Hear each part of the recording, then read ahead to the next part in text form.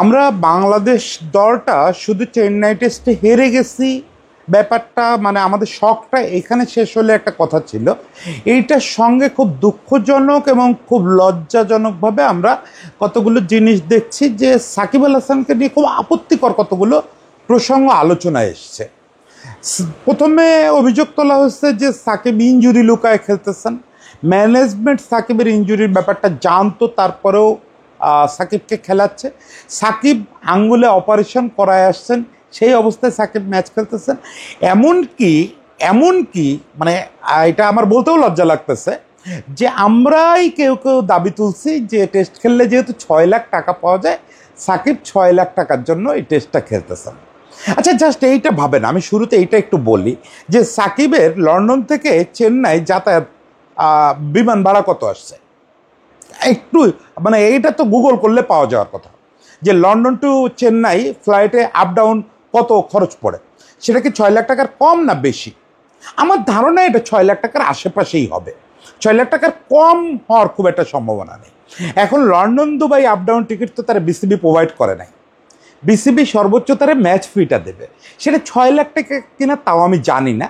আমি ধরে নিচ্ছি যারা বলতেছেন তারা পণ্ডিত মানুষ, যে এটা 6 লাখ টাকাই হবে। কিন্তু এটা নিশ্চিত থাকেন যে সে এই টেস্ট খেলার জন্য পকেট থেকে যে টাকা খরচ করছে তার চেয়ে কম সে আয় করতেছে। ফলে সাকিব 6 লাখ টাকার জন্য এই টেস্ট খেলতেছে, এর চেয়ে অ্যাবসার্ড, এর চেয়ে হাস্যকর এবং এর চেয়ে অপমানজনক কথা, মানে এর চেয়ে প্রবঞ্চনা করার কথা আমি এর আগে শুনি নাই। সাকিব টাকার জন্য অনেক কিছু করতে পারে। সাকিব শেয়ার বাজার কেলেঙ্কারি করতে পারে, কাঁকড়ার ঘিরে অনিয়ম করতে পারে, সাকিব স্বর্ণ ব্যবসায় অনিয়ম করতে পারে, আমি অস্বীকার করি না। সাকিবরে নিয়ে টাকা বিষয়ক হাজারটা অভিযোগ আছে, কিন্তু সাকিব 6 লাখ টাকার জন্য টেস্ট খেলবে, যে লোকটা কয়েকশো কোটি টাকার মালিক, এমনকি আমার ধারণা 1000 কোটি টাকারও মালিক হতে পারে, সেই লোকটা 6 লাখ টাকার জন্য 5 দিনের একটা টেস্ট খেলবে, এর চেয়ে হাস্যকর কথা আর হইতে পারে না। এর সঙ্গে আরেকটা জিনিস, কালকে একজন ক্রিকেট বোদ্ধা মানুষ উনি খুব ভালো বলছেন যে সাকিব কোনো কারণে কোনো একটা অজুহাত খুঁজে পেলে টেস্ট না খেললে বেঁচে যায়, সে ইনজুরি লুকায় টেস্ট খেলবে, এর চেয়ে আজগুবি কথাও তিনি শোনেন নাই। ও তো সুযোগ পাইলে এই টেস্ট খেলতো না। সাকিব তো সবসময় হচ্ছে টেস্ট থেকে কিভাবে অ্যাভয়েড করা যায় নিজেকে, সাকিবের টেন্ডেন্সি বরং ওই রকম। ফলে সাকিব টাকার জন্য টেস্ট খেলতেছে বা ইনজুরি লুকায় টেস্ট খেলতেছে, এমন হাস্যকর কথা আর হয় না। এখন কথা হচ্ছে যে এই কথাগুলো আসলো কোত্থেকে এবং এই কথাগুলোর আদৌ কোনো ভিত্তি আছে কিনা। কারণ কথাটা যেহেতু ইন্টারন্যাশনাল লেভেলে উঠছে, ধারাভাষ্যকাররা আলোচনা করছেন, ফলে এই কথাটা তো নিয়ে আমাদের যুক্তি খণ্ডানোর দরকার। ইতিমধ্যে প্রথম আলোর ক্রীড়া সম্পাদক তারেক মাহমুদ সর্বোচ্চ সূত্র ব্যবহার করে যোগাযোগ করে এটার একটা ক্লারিফাইং স্টোরি করছেন।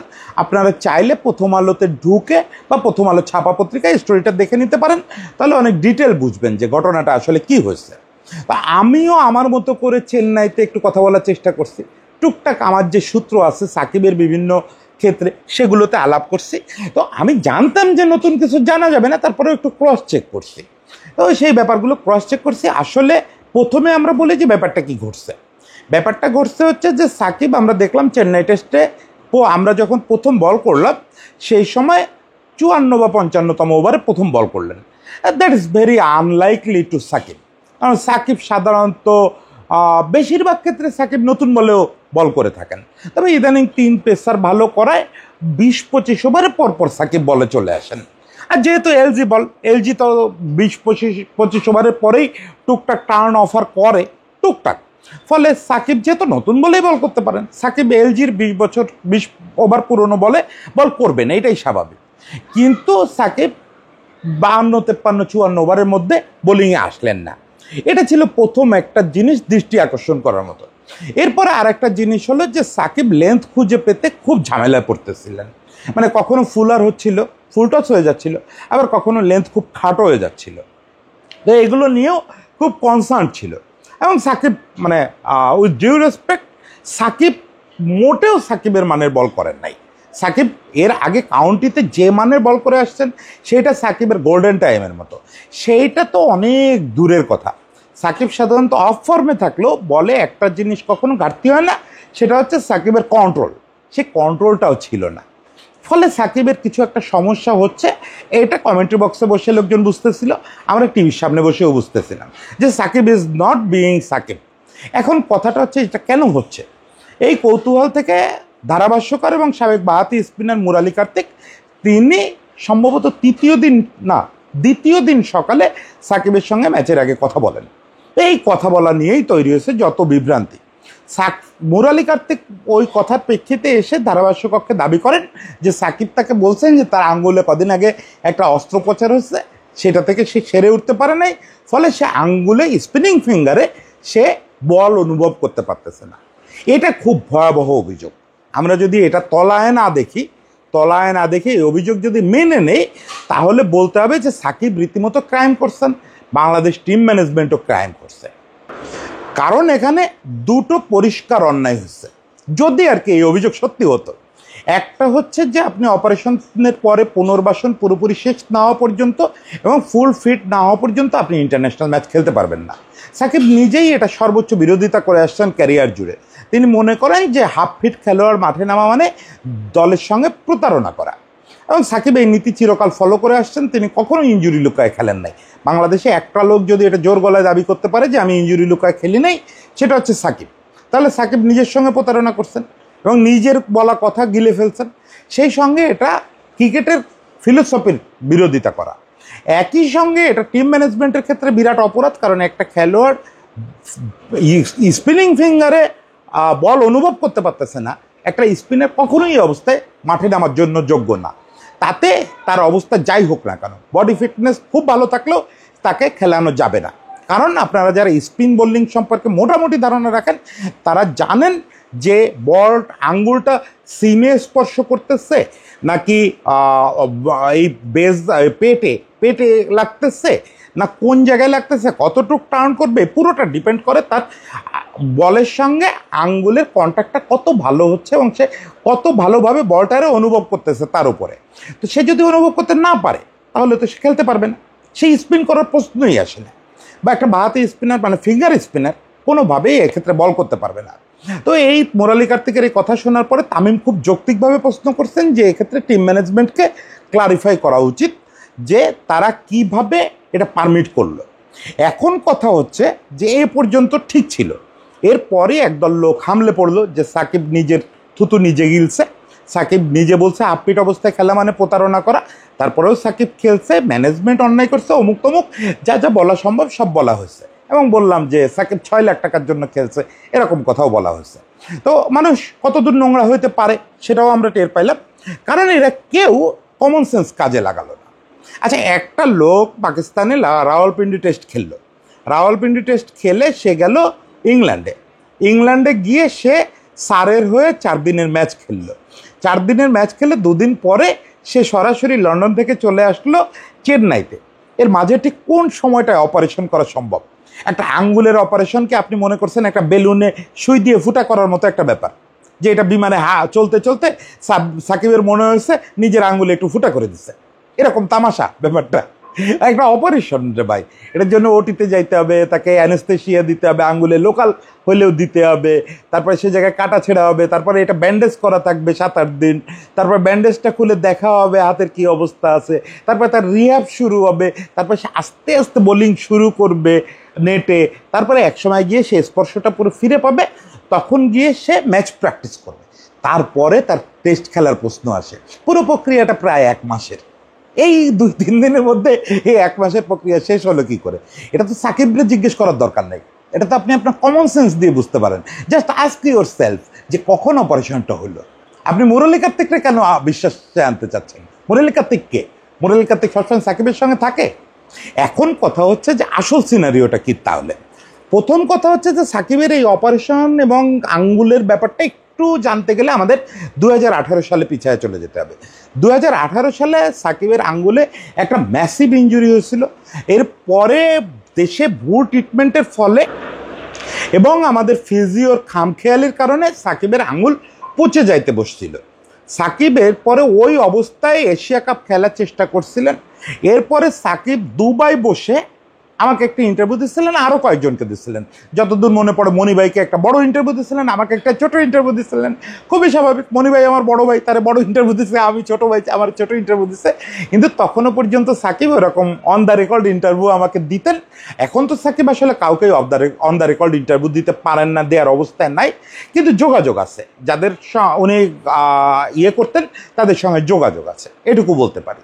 তো যাই হোক, সেইটা সম্ভবত আমার জন্য একটা মানে মনে রাখার ঘটনা এটা, সেইটা সম্ভবত সাকিবের অন রেকর্ড আমার শেষ ইন্টারভিউ। এরপরে সাকিবের সঙ্গে আমি যতবার কথা বলছি অফ দ্য রেকর্ড কথা বলছি।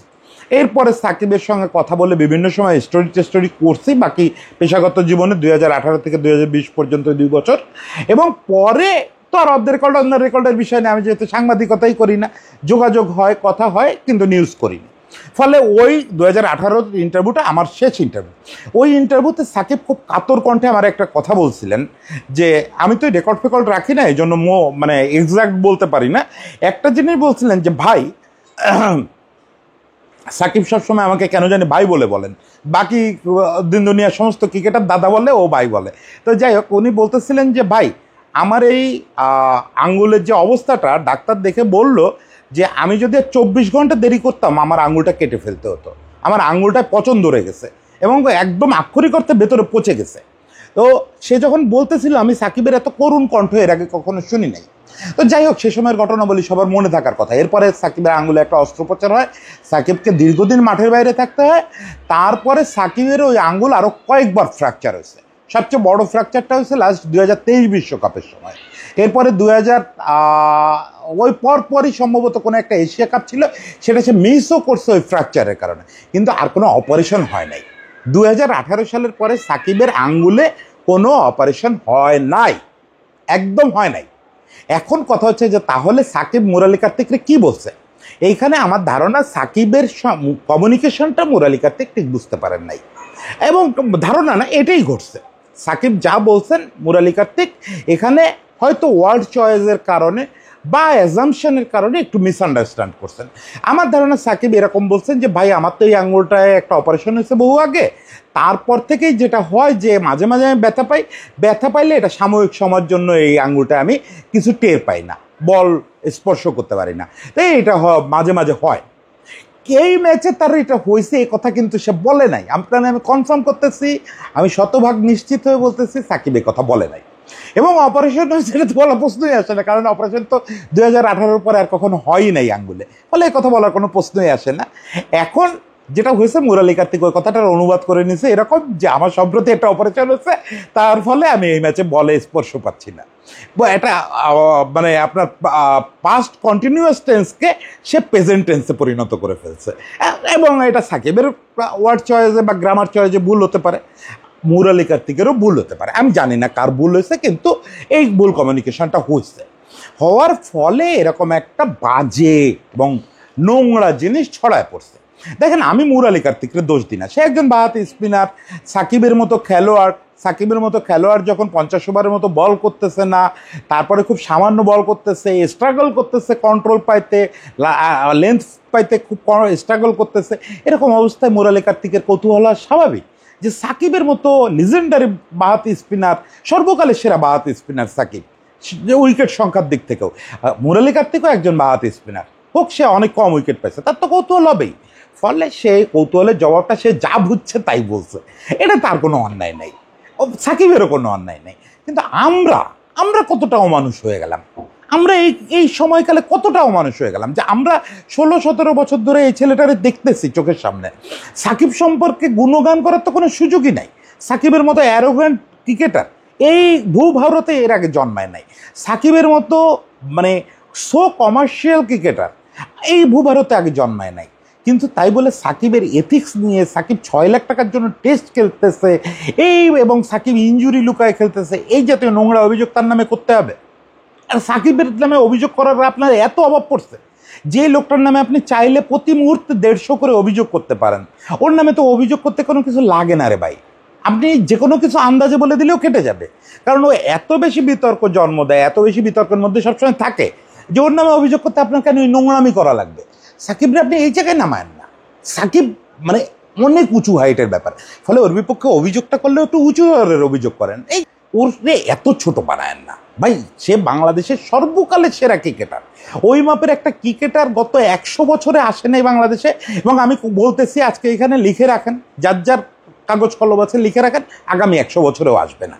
সেই লোকটারে এই যে ছোট লোকের মতো কথাবার্তাগুলো, যে 6 লাখ টাকার জন্য সে খেলতেছে টেস্ট, যে লোকটা প্রায় 10 লাখ টাকা খরচ করে লন্ডন থেকে চেন্নাই যাতায়াত করতেছে টেস্ট খেলার জন্য, সেই লোকটা 6 লাখ টাকার জন্য টেস্ট খেলতে নামবে। এবং যে লোকটা টেস্ট খেলাটা পছন্দই করে না, পালায় যেতে চায়, সেই লোকটা টেস্ট খেলার জন্য ইনজুরি লুকাবে? হাস্যকর কথা। আচ্ছা, এখন কথা হচ্ছে সাকিব বিষয়ে আলোচনা এখানে শেষ না। এখন এরপরে আমরা এইসব নোংরামি টোংরামির যদি পাশ কাটা যাই, তাহলে আমরা দেখব চেন্নাই টেস্টে সাকিবকে নিয়ে আলোচনা করার কিছু ক্রিকেটিং জায়গা আছে। সেই জায়গাগুলো বরং আমরা জিজ্ঞেস করতে পারি, যে বা নিজেদের মধ্যে আলোচনা করতে পারি যে হোয়াট হ্যাপেন্ড উইথ হিম। কারণ মাত্র একটা সপ্তাহ আগে সাকিব স্যারের হয়ে বল করলেন, ইংলিশ কন্ডিশনে বল করলেন, একদিনে 30 ওভারের বেশি বল করলেন, এক ম্যাচে 60 ওভারের বেশি বল করলেন, এবং কি অসাধারণ লেন্থে বল করছেন। আপনারা যদি একটু পারেন, একটা দুটো ওই স্যারের ওয়েবসাইটে গেলে অথবা স্যারের ইনস্টাগ্রামে গেলে আপনি ফুটেজগুলো সব দেখতে পাবেন। সাকিবের 9টা উইকেটে সবগুলোর ক্লিপিংস আছে এবং রিপ্লে সহ আছে। আপনি একটু জাস্ট লেন্থটা দেখেন যে কোন জায়গায় বল ফেলতেছিল, একদম ফুলার লেন্থে বল ফেলতেছিল, ফুল টস হচ্ছিল না, কিন্তু পড়ে আচমকা বাউন্স করতেছিল, কোনোটা ভয়াবহ টার্ন করতেছিল এবং একেবারে টু দ্য পয়েন্ট হিট করতেছিল, কখনো টপ স্পিন করতেছিল, আনবিলিভেবল বোলিং করছে। ওই কন্ডিশনে এটা অসম্ভব একটা ব্যাপার। সেই লোকটা এক সপ্তাহের ব্যবধানে ঠিক কী হলো যে ওই কন্ট্রোলে ছিটে ফোটাও নাই। ওখানে যদি তার কন্ট্রোলকে আপনি র্যাঙ্ক করেন 100তে 97, এখানে সেটা নেমে আসছে 7-এ। ওখানে তার ফিল্ডিং এবং স্ট্যামিনা এগুলোকে যদি আপনি র্যাঙ্ক করেন 100তে 80, এখানে সেটা 10-এ নেমে আসছে। সাকিব বল ধরতে পারতেছেন না, বারবার ক্যাচ মিস হচ্ছে, খুব ললিপপ টাইপের 2টা ক্যাচ ফেলে দিচ্ছেন। ফিল্ডিং করতে গিয়ে যে জায়গায় সিঙ্গেল হয় না, সেই জায়গায় সাকিবের হাতে বল থাকতে 2 হয়ে যাচ্ছে। সাকিবের হাতে একটা সময় দাঁড়ালো এরকম একটা পরিস্থিতি, সম্ভবত ঋষভ পান্তে কাজটা করতেছিল, যে সাকিবের দিকে বল গেলেই সে সিঙ্গেলে ডাবল বানায় ফেলতেছে। এখন কথা হচ্ছে যে সাকিবের এই অবস্থাটা কেন হলো? ব্যাটিংয়ে স্ট্রাগল নিয়ে নতুন কিছু না বলি, ব্যাটিংয়ে স্ট্রাগল সে অনেকদিন ধরে করতেছে। তারপরেও এখানে আরও যে জিনিসটা দেখলাম, সে সাধারণ শটগুলোও করতে পারতেছে না। যে সামান্য স্কোয়ার কাট, যেটা সে তার খুব ফেভারিট শট, এটার সঙ্গে চোখের কোনো সম্পর্ক নাই। এটা ঠিক যে হেড পজিশন ঠিক রাখার জন্য ওই যে স্ট্রাপ কামড়ায় রাখতেছিল, তো ওটা খুব বড় কোনো সমস্যা না। ওটা আমি জানি যে ওটা কোনো বড় সমস্যা ছিল না, ওটা জাস্ট হেডটা যাতে বেশি অনে ঝুঁকে না যায়। যেহেতু ওই হেড পজিশন নিয়ে অনেক ঝামেলা হয়েছে, এটা আগের কন্টেন্টটা দেখলে অনেকে মনে করতে পারবেন, ওইখানে বিস্তারিত বলছি। ফলে হেড পজিশন ঠিক রাখতে ওই সামান্য কাজটা করছে, ওটা কোনো প্রভাব ফেলে নাই। কিন্তু তারপরেও সে নিজের পছন্দের স্কোয়ার কাট করতে পারতেছে না, মানে ব্যাটে বলে হচ্ছে না, টাইমিং হচ্ছে না। সাকিব তো সবচেয়ে ভালো পারে স্কোয়ার কাটটা, তো সেটাই করতে পারতেছে না। ইভেন ড্রাইভ করতে পারতেছে না, বলের লাইনেই যেতে পারতেছে না। এখন সাকিবের আসলে কি হলো এক সপ্তাহের মধ্যে, যে সাকিব একেবারে নিজের খেলাটা খেলতে পারতেছে না। ইনজুরি টিনজুরি তো আর এই প্রভাবটা ফেলতে পারে না। আমি বুঝলাম যে আপনাদের অভিযোগ যদি তর্কের খাতিরে মেনেও নেই, যে সাকিব অপারেশন করাইছে, সকালবেলায় করায় খেলতে নামছে, তাও তো সাকিবের মানে সেন্স, পজিশনিং সেন্স, রিফ্লেক্স, এগুলো তো শেষ হয়ে যাইতে পারে না। কিছু একটা হয়েছে, সে কিছু একটা খুঁজতে হবে। এখন আমার ধারণা ম্যানেজমেন্টের এই জায়গায় সে আছে। এটা আজকে গতকালকে প্রেস কনফারেন্সে শান্তকে ম্যাসিভলি এই কোশ্চেনের মুখোমুখি হতে হয়েছে। আমি যতদূর জানি চেন্নাইতে বাংলাদেশি রিপোর্টাররা যারা আছেন তারা মোটামুটি সবাই শান্তকে জেগে ধরছে। শান্তর মানে আমার দিনকে দিন ওর ক্যাপ্টেন্সির প্রতি ভক্তি বাড়তেছে, অনেক বাড়তেছে। ও যদি ব্যাটে একটু রান হয়, ও বাংলাদেশের বেস্ট এভার ক্যাপ্টেনদের তালিকায় নাম লেখায় ফেলবে। আমার ধারণা অলরেডি ফেলছে, কারণ এতগুলো গুরুত্বপূর্ণ টেস্ট তো অন্য কেউ যেতে নেই। তো শান্তর প্রেস কনফারেন্সে সে আজকে সাকিব নিয়ে যেভাবে কথা বলছে, এটা আমার কাছে মনে হয়েছে বাংলাদেশে কোনো ক্যাপ্টেন এই লেভেলের ম্যাচুরিটি এর আগে কখনো দেখাইতে পারে নাই। তার একটা লাইন শুধু শোনেন, সে সাকিব প্রসঙ্গে বলছে যে সাকিব ভাই বা কাউকে আমি ইন্ডিভিজুয়ালি পয়েন্ট আউট করতে পছন্দ করি না, কোনো নির্দিষ্ট খেলোয়াড়ের পারফরমেন্স নিয়ে আমি সংবাদ সম্মেলনে কথা বলতে পছন্দ করি না। আমি সবসময় অ্যাভারেজ এবং কমনলি বলি যে আমার 16 জন মেম্বার সবাই ফিট আছে কি না, আমার 16 জন মেম্বার সবাই সেরাটা দেওয়ার জন্য প্রস্তুত আছে কিনা, সেটা যদি কেউ না থাকে তাকে আমি আলাদা করে টিম মিটিংয়ে চিহ্নিত করে আমি চেষ্টা করি সে যেন টিমে না থাকে সেই ব্যবস্থা করার জন্য। তো আমি আপনাকে নিশ্চিত করতে পারি শুধু সাকিব ভাই না, আমার 16 জন সদস্য সবাই খেলার জন্য ফিট এবং প্রস্তুত আছে মানসিকভাবে, সবাই কমিটেড। ফলে কাউকে নিয়ে আমার ভেতরে কোনো প্রশ্ন নেই, সাকিব ভাইকে নিয়েও নাই। এই যে অসাধারণ অ্যান্সার, এই যে বোল্ডনেস, এটা আমাকে অন্যরকম একটা তৃপ্তি দিচ্ছে। এটা নিয়ে আমরা আলাদা করে কথা বলবো। শান্তর ফিল্ড সেটিং, শান্তর অ্যাগ্রেসিভ ক্যাপ্টেন্সি এবং প্রেস সামলানো, সব কিছু মিলে শান্ত ইমপ্রেসিভ। তার এখন দরকার শুধু রেগুলার ব্যাটে রান পাওয়া। তো যাই হোক, সেটা আলাদা কথা। তার মানে সাকিবের এই ব্যাপারটা নিয়ে টিম ম্যানেজমেন্টকে কোশ্চেনের মুখোমুখি হতে হচ্ছে, যদিও শান্ত খুব বোল্ডলি এবং বিউটিফুলি সামলাইছেন, কিন্তু দিস ইজ নট অ্যান্সার। এখানে আসলে অন্য একটা কিছু আছে, সেটা হচ্ছে যে সাকিব আসলেই টেস্ট খেলার মতো অবস্থায় ছিলেন না। আমি আনফিট বলতে চাচ্ছি না, সাকিব খেলা দেখে পরিষ্কার হয়েছে যে সাকিব টেস্ট খেলার মতো এনার্জেটিক ছিলেন না। এই টার্মটা চয়েস করা সম্ভবত সবচেয়ে ভালো হবে, যে টেস্ট খেলার মতো 5 দিন টেস্ট খেলার মতো এনার্জেটিক ছিলেন না। এখানে কি হয়েছে সেই জায়গাটা আমি একটা অনুমান করতে পারি বড় জোর। সেই অনুমানটা হচ্ছে সাকিব টানা ট্রাভেল এবং খেলার মধ্যে আছেন। সেই আপনি যদি থেকে শুরু করেন, T20 বিশ্বকাপ থেকে শুরু করেন, T20 বিশ্বকাপের আগে সে একটা বড় রেস্ট পাইছিল, আমেরিকায় বেশ ভালো একটা সময় কাটাইছে। ও এর আগে নির্বাচন করে গেল, নির্বাচন করে গেল নাকি নির্বাচনের পরে তো আর রেস্ট পায় নাই, আমার ঠিক এইটা খেয়াল নেই, গোলায় ফেলছি। তো যাই হোক, T20 বিশ্বকাপ থেকে সে টানা খেলা এবং ট্রাভেলের মধ্যে আছে। T20 বিশ্বকাপ খেললো, এরপরে আমেরিকাতে একটা T20 লিগ খেললো, কানাডায় একটা T20 লিগ খেললো, সেখান থেকে চলে আসলো পাকিস্তানে এসে 2 টেস্টের সিরিজ খেলে বাকিরা যে কয়েকটা দিন নেটে প্র্যাকটিস করছে, একটু রেস্ট নিচ্ছে, ওখানে 8-9 দিন টিমের বাকি সবাই ছুটি কাটাচ্ছে, সবাইকে ছুটি দিয়ে দেওয়া হয়েছিল। সাকিব ওই সময় উল্টা ট্রাভেল করে একদম পৃথিবীর আর এক মাথায় লন্ডনে চলে গেল, গিয়ে সারের হয়ে 4 দিনের ম্যাচ খেললো, এবং সেখানে সে তার ক্যারিয়ারে যেটা নজিরবিহীন ঘটনা, সেটা হচ্ছে একদিনে 30 ওভার এবং ম্যাচে 60 ওভারের বেশি বল করে ফেললো। এই পুরো ব্যাপারটা, সেখান থেকে আবার ডিরেক্ট ফ্লাইটে ট্রানজিট সহ ফ্লাইটে সে চেন্নাইতে আসছে। এখন এই পুরো ব্যাপারটা আপনি যদি কল্পনা করেন, তাহলে অলমোস্ট গত 3-4 মাস সাকিব ফ্লাই করতেছে এবং খেলতেছে, ফ্লাই করতেছে এবং খেলতেছে। তার টানা 3 দিনও রেস্ট হচ্ছে না, ঠিকমতো ঘুম হচ্ছে না। একই প্রতি সপ্তাহে তাকে টাইম জোন চেঞ্জ করতে হচ্ছে, একবার লন্ডন, একবার কানাডা, একবার USA, একবার পাকিস্তান, একবার লন্ডন, আবার চেন্নাই, বারবার টাইম জোন চেঞ্জ হচ্ছে। এই যে খেলার ঠিক আগের দিন এসে সে চেন্নাই পৌঁছেছে, সে আসছে লন্ডন থেকে, একেবারে বিপরীত টাইম জোন থেকে আসছে। ফলে তার তো জেট ল্যাগ কাটতেই আসলে 24 ঘন্টা সময় লাগার কথা। তো ফলে আমার কাছে মনে হয়েছে সাকিব ভয়াবহ টায়ার্ড অবস্থায় এই টেস্টটা খেলতে নামছে।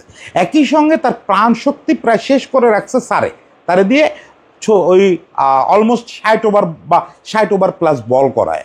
সারে যে 4 দিনের জন্য ওরা কিনে পুরো টাকাটা উসুল করে রাখছে। এখন ওখানে তো না বলার কিছু নেই, তারা একটা বাহাতি স্পিনারটা দিয়ে টানা বল করাইছে। ফলে সাকিব যখন চেন্নাইতে বাংলাদেশের হয়ে খেলতে নামছে, সে ফিট, কিন্তু সে এনার্জেটিক অবস্থায় নাই।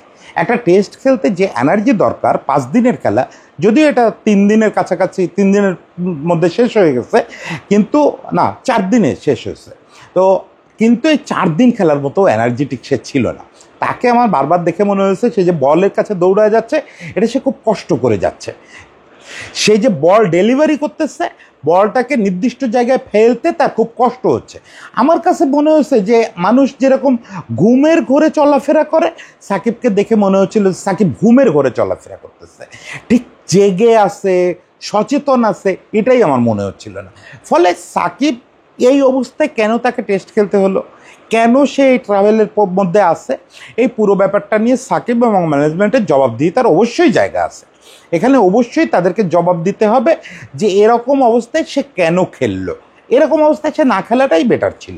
সেক্ষেত্রে আমরা তাইজুল বা নাইম যে কাউকে খেলতে দেখতাম, বরং একটু বেটার হতো, আমাদের স্পিনটা, ফিল্ডিংটা একটু বেটার হতো, সে তাইজুলের ব্যাটেও একটু রান আছে, ফলে আমরা এর চেয়ে একটু বেটার কিছু আশা করতে পারতাম। এখন কথা হচ্ছে যে কানপুর টেস্টে তাহলে কী হবে? কানপুর টেস্টের আগে একটা রেস্ট আছে, সাকিব হয়তো 1-2 দিন একদম টানা রেস্ট নিয়ে নেবে, তারপরে হয়তো প্র্যাকটিসে জয়েন করবে। আরও এমনিতেই প্র্যাকটিসে কখনো খুব বেশি এফোর্ট দেয় না, প্র্যাকটিস ডেও ওর কাছে আসলে ওই রেস্ট ডের মতো। ফলে এই কয়দিনে সাকিব রিকভার করে ফেলবে বলেই আমার ধারণা।